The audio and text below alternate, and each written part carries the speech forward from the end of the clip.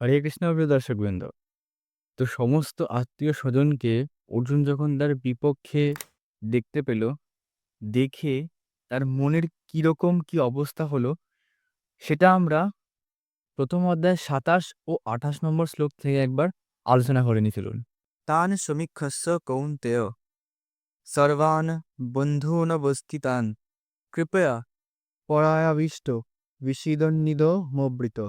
যখন কুন্তিপুত্র অর্জুন সর্বস্তরের বন্ধু ও আত্মীয় স্বজনদের দেখলেন, তখন তিনি অত্যন্ত করুণার্ত হয়ে বিষণ্ণভাবে বললেন, অর্জুনবাচ দৃষ্টিমং স্বজনং কৃষ্ণ যুজুৎসুং সমুপস্থিতম সিদন্তি মম গাত্রাণি মুখংশ্চ পরিশুষ্যতি।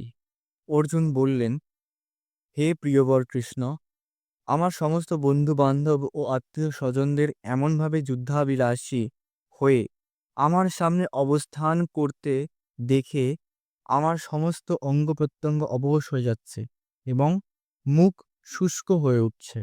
রণক্ষেত্রের বিপরীত দিকে অর্জুন নিজের বন্ধু বান্ধব ও আত্মীয় স্বজনদের দেখে সম্পূর্ণরূপে বিষণ্ণগ্রস্ত হয়ে পড়েছে এবং তিনি সেই মুহূর্তে শ্রীকৃষ্ণকে বলছেন যে তাদেরকে দেখে অর্জুনের মুখ শুকিয়ে উঠছে এবং তার শরীরটা অবশ হয়ে উঠছে। তো এইভাবে অর্জুন নিজের মনের এবং শারীরিক যে পরিভাষা রয়েছে সেটা সে ভগবান শ্রীকৃষ্ণের সামনে পরিব্যক্ত করছে।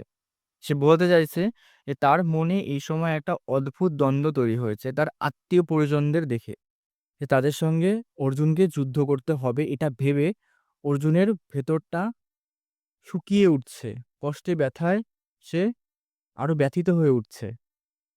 তো এইরকম পরিস্থিতিতে আমরা সকলেই কোনো না কোনো সময় কখনো কখনো পড়েই থাকি।